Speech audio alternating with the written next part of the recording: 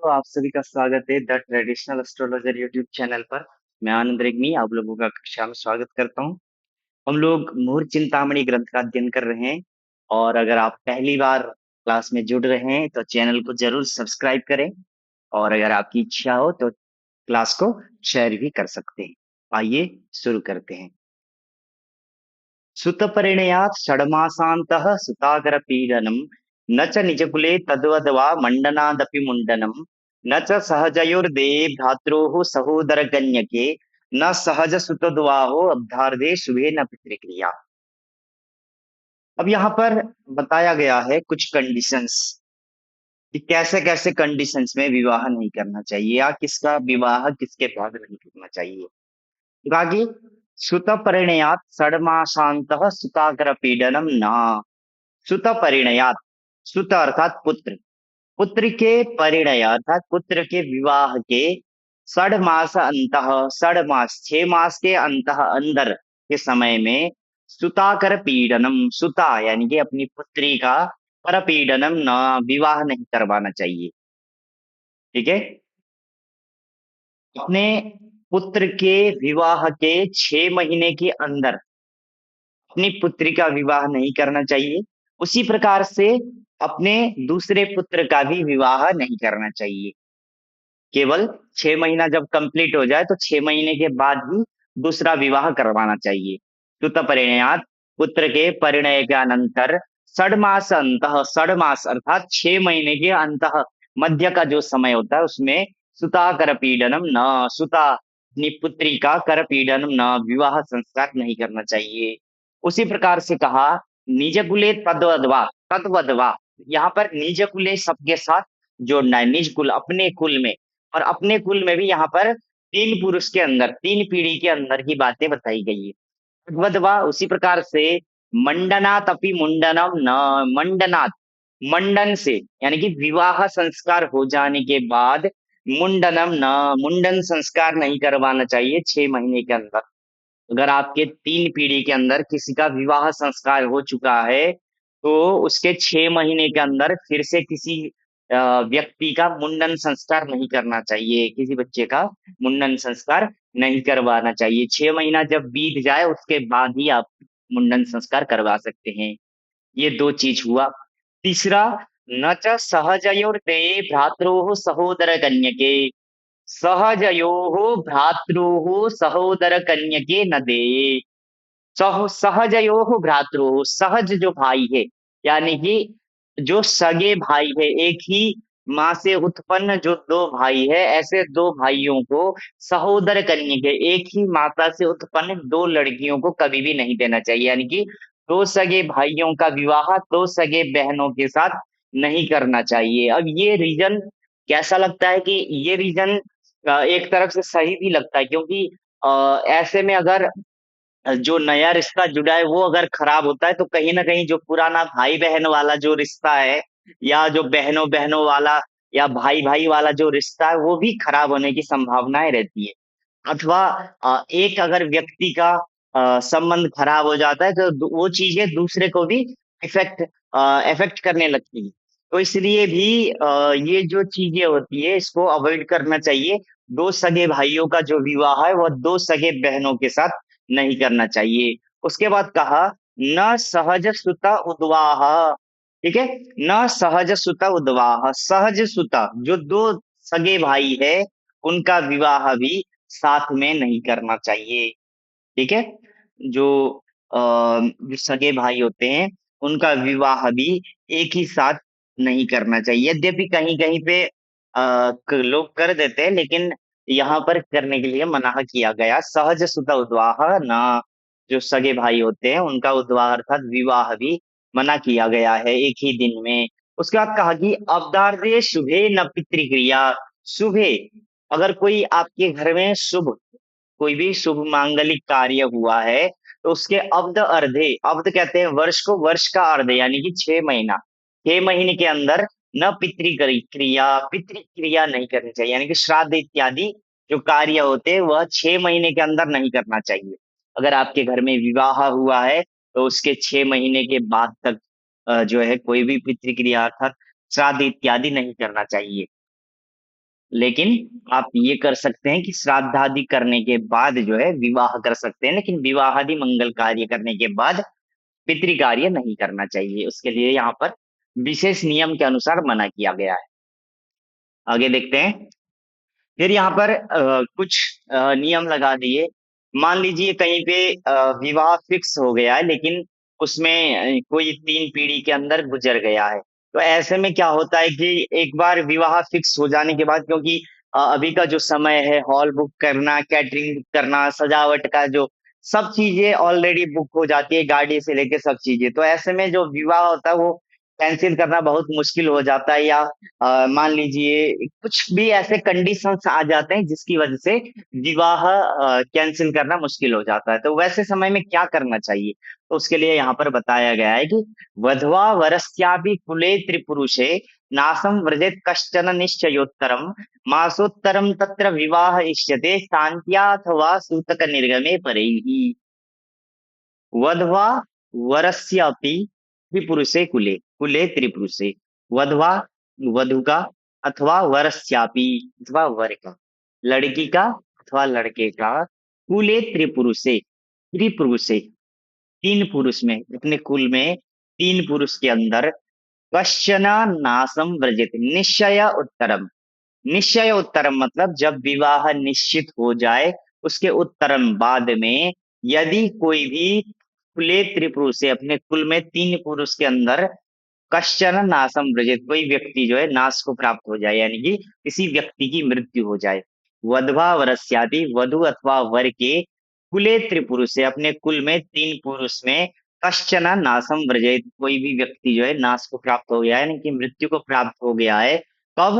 तो कहा कि निश्चय उत्तरम, जब विवाह डिसाइड हो जाए, विवाह फिक्स हो जाए, उसके बाद अगर कोई व्यक्ति की मृत्यु हो जाती है, तत्र मासोत्तरम विवाहयिष्यते, तत्र तत्र शान्त्या मासोत्तरम विवाहयिष्यते, तत्र तो ऐसे कंडीशंस में क्या करना चाहिए कि शान्त्या, शांति कराने के बाद में, मास उत्तरम, जब 1 महीना बीत जाए तो उसके बाद विवाहयिष्यते, विवाह किया जा सकता है, इसमें कोई दिक्कत नहीं है। बस आप शांति करवा के क्या कर सकते हैं, 1 महीने के बाद में विवाह कर सकते हैं। ये सर्वसम्मत वाला है।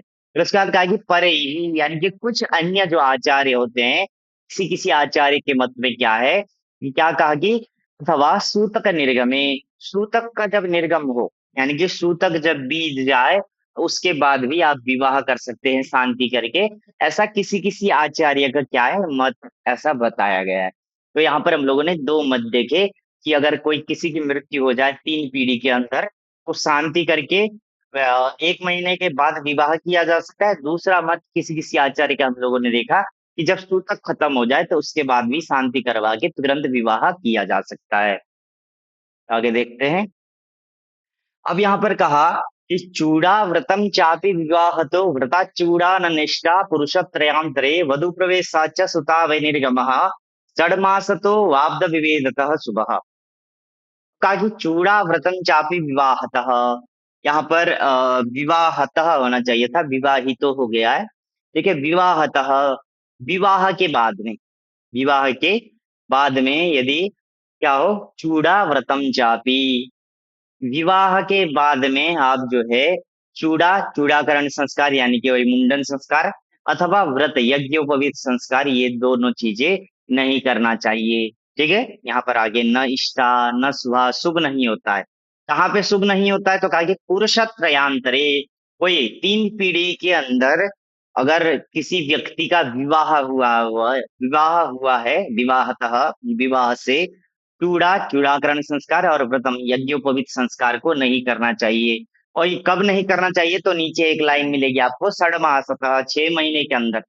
अगर मान लीजिए आपके कुल में किसी का 3 पीढ़ी के अंदर अगर विवाह हो चुका है, तो विवाह के 6 महीने के अंदर दूसरे किसी का चूड़ाकरण संस्कार भी नहीं होना चाहिए और यज्ञोपवीत संस्कार भी नहीं होना चाहिए। फिर ये यहाँ पर हम लोगों का ये बात हुई। फिर उसके बाद कहा कि व्रता चूड़ा न निष्ठा, व्रतात, व्रत अर्थात यज्ञोपवीत संस्कार करने के बाद में चूड़ा च न इष्टा, चूड़ाकरण संस्कार भी नहीं करवाना चाहिए। अगर किसी व्यक्ति का, किसी लड़के का अगर यज्ञोपवीत संस्कार हुआ है आपके कुल में, तो उसके बाद में 6 महीने के अंदर किसी दूसरे बच्चे का चूड़ाकरण संस्कार नहीं करना चाहिए, कि न इष्टा वो शुभ नहीं होता है। ठीक है। उसके बाद हम लोग दूसरी लाइन में आते हैं, तो कहा कि वधु प्रवेशाच सुता विनिर्गमा षड्मासतः। वधु प्रवेशात, अगर आपके घर में किसी वधु का प्रवेश हुआ है, तो उसके बाद 6 महीने के अंदर तक आप सुता विनिर्गम, सुता अर्थात कन्या का विनिर्गम, कन्या की विदाई नहीं कर सकते हैं। तो 6 महीने के बाद ही कन्या का विवाह रखना चाहिए। अगर आपके घर में बहू का प्रवेश हुआ है, वधु जो वधु है, बहू बन के कोई आई है कन्या, तो उसके 6 महीने के अंदर अपनी बेटी को विदा मत करिए। फिर कहा कि षड्मासतः, 6 महीने के अंदर, ठीक है। फिर कहा कि हुआ अथवा अब्द विवेदतः सुबह, शुद्ध यानी कि संवत्सर, संवत्सर के भेद से शुभ हो सकता है। जैसे अगर किसी का जो विवाह होता है वह माघ के फाल्गुन ऐसे में विवाह हो गया, लेकिन फिर उधर बैसाख के आसपास तो एक जो संवत्सर है वो चेंज हो जाएगा, नया वर्ष प्रारंभ हो जाएगा। तो ऐसे में 6 महीने ना होते हुए भी आप ये सब कार्य कर सकते हैं, लेकिन वहीं पर अगर आपका ऐसा कोई संवत्सर चेंज नहीं हुआ है, तब आपको इन सब चीजों को अवॉइड करना चाहिए। ठीक है, आगे देखते हैं। फिर यहाँ पर कुछ मूलादि नक्षत्र में उत्पन्न कन्या का फल बताया गया है। मैं पहले ही बता दूं, ये सब जो चीजें हैं इनका शांति होता है। ठीक है, तो इससे घबराने की कोई जरूरत नहीं है। देखते हैं।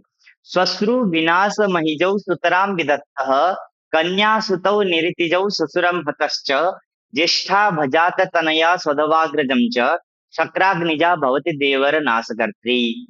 श्वश्रु विनाशम अहिजौ, श्वश्रु विनाशम, अहिज, अहि किसको कहते हैं? अहि कहते हैं सर्प को। ठीक है, अहि किसको कहते हैं?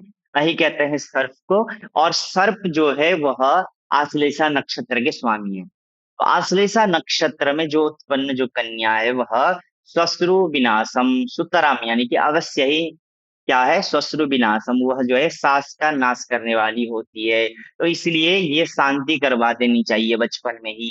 नहीं तो बचपन में नहीं हो पाया तो विवाह से पूर्व में भी शांति करवा देनी चाहिए। इससे कोई घबराने की बात नहीं है। ऐसा नहीं है कि फिर अपनी बहू से घृणा करने लगना है कि तुम्हारी वजह से मेरा नाश हो रहा है, ऐसा कुछ नहीं है। आप शांति करवाइए, कोई दिक्कत नहीं है। ठीक है। अहिजऊ, अहिज यानी कि आश्लेषा नक्षत्र में जो उत्पन्न जो कन्या है वह श्वश्रु विनाशम, किसके लिए खतरनाक होती है? सांस के लिए। उसके बाद कहा कि विदत्तः, कन्या सुतौ निरतिजौ ससुरम हतश्च। कन्या सुतौ, कन्या सुतौ, ठीक है। जो कन्या है यहाँ पर ये नहीं होगा, खंडाकार नहीं होगा। कन्या सुतौ निरतिजौ ससुरम हतश्च, निरतिजौ कन्या सुतौ। निरतिज, निरति मतलब मूल, मूल नक्षत्र में जो उत्पन्न जो है कन्या अथवा जो लड़का होता है वह स्वसुरम हतश्च, किसको नुकसान करेगा? स्वसुरम हतः, स्वसुर, ससुर को नाश करने वाला होता है। तो इसमें भी शांति करवा देनी चाहिए। फिर कहा कि ज्येष्ठा भजात तनया, ज्येष्ठा में भ यानी कि नक्षत्र, ज्येष्ठा नक्षत्र में जात उत्पन्न जो तनया अर्थात कन्या है, ज्येष्ठा नक्षत्र में उत्पन्न जो कन्या है वह स्वधवा अग्रजम च, स्वधवा, धव कहते हैं पति को, तो स्वधवा यानी कि अपने पति के अग्रजम, अपने पति के जो अग्रज है, यानी कि जेठ, तो जेठ को क्या होती है? नुकसान करने वाली होती है, ज्येष्ठा में उत्पन्न। तो यहाँ पे भी शांति करवा देनी चाहिए। उसके बाद कहा कि शक्राग्निजा भवती देवर नाशकर्त्री।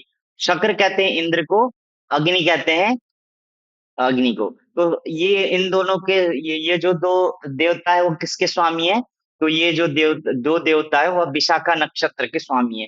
तो शक्राग्निजा मतलब विशाखा नक्षत्र में उत्पन्न जो कन्या है वह देवर नाशकर्त्री भवती, देवर नाश करने वाली होती है, ऐसा बताया गया है।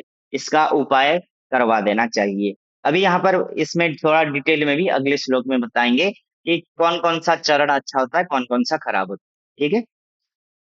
अब देखिए इसमें बताया गया है कि द्विषाद्य पाद त्रयजा कन्या देवर सौख्यदा, मूलांत्य पाद सारपाद्य पाद जातौ तयो शुभौ। द्विषा, द्विष कहते हैं विशाखा को, द्विष मतलब दो स्वामी वाला, दो ईश वाला, तो दो स्वामी वाला कौन है? विशाखा है, जिसके इंद्र और अग्नि स्वामी है। तो द्विष अर्थात विशाखा नक्षत्र के आद्य पादत्रयजा कन्या, आद्य यानी कि प्रथम के जो पादत्रयजा 3 पाद में उत्पन्न जो कन्या होती है, ठीक है? विशाखा नक्षत्र के जो पहले के जो 3 चरण हो जाएँगे, उसमें जो उत्पन्न कन्या है, वह क्या है? देवर सौख्यदा, देवर को सुख देने वाली होती है। ठीक है? विशाखा नक्षत्र में जो उत्पन्न जो कन्या है, वह जो है 3 अगर 3 चरण जो शुरुआत के 2 जो 3 चरण है, अगर उसमें उत्पन्न है, तो वह देवर को सुख देने वाली होती है। उसी प्रकार से मतलब देवर का नुकसान नहीं करती है, कहने का तात्पर्य ये। उसके बाद मूलान्त्य पाद सार्पाद्य पाद जाति तयोः शुभौ। अब कहा कि मूल अंत्य पाद, मूल नक्षत्र के अंतिम का जो पाद है, यहाँ पर आप देख रहे होंगे, तो यहाँ पर मूल के लिए क्या कहा था कि मूल में जो है ससुर का नाश होता है। तो वही बता रहे हैं कि मूल का जो अंतिम पाद है, एयो भावी मूल होता है, तो भी जो है वो क्या हो जाएगा? अंतिम पाद हो जाएगा, अंतिम चरण हो जाएगा। तो उसमें भी क्या होता है? शुभ होता है। तो मूल के अगर अंतिम चरण में भी अगर आपका जन्म नाम भी से शुरू होता है, तो भी वो अच्छा ही माना जाता है, उसके लिए आप शांति नहीं भी करवाएँगे तो चल जाएगा। उसके बाद क्या है कि सार्प आद्य, सार्प अर्थात सार्प मतलब होता है आश्लेषा। आश्लेषा के आद्य पाद, आश्लेषा के जो आद्य पाद अर्थात प्रथम पाद है, तो डीडू डेडो आश्लेषा होता है। तो डी यहाँ पे आश्लेषा का देखिए क्या कहा था कि जो सास है उसको नुकसान करने वाला होता है। तो कहा कि अगर डी डी से अगर आपका जन्म नाम है, तो कोई दिक्कत नहीं है, तो वो जो है अच्छा माना जाता है। सार्पाद्य पाद जातौ तयोः शुभौ, तयोः शुभौ, वो जो दोनों है यानी कि मूल और आश्लेषा का, मूल का अंतिम पाद और आश्लेषा का जो प्रथम पाद है, ये दोनों ही शुभ माने जाते हैं, इसमें कोई दिक्कत नहीं है। और उसी प्रकार से जो विशाखा, विशाखा नक्षत्र है, उसमें तीतु तेतो विशाखा होता है। तो इसमें क्या कहा कि आगे के जो 3 पाद है यानी कि टी, टू, ते, इनमें इनसे अगर आपका जन्म नाम आता है तो कोई दिक्कत नहीं है। केवल अगर आपका जन्म नाम तो से आता है तो आपको एक बार शांति करवा लेनी चाहिए। और शायद हो सकता है बचपन में शांति हो भी गई हो, तो इस चीज को हम लोग यहाँ पर जान सकते हैं। तो आज के लिए इस कक्षा को यही विराम देते हैं। पुनः हम लोग अगली कक्षा में मिलेंगे। अगर चैनल को सब्सक्राइब नहीं किया है तो जरूर सब्सक्राइब कर ले। और अगर कोई भी व्यक्ति ज्योतिष पढ़ना चाहता है परंपरागत रूप से, तो आप उसको चैनल रिकमेंड कर सकते हैं। तो पुनः अगली कक्षा में मिलेंगे। हर हर महादेव।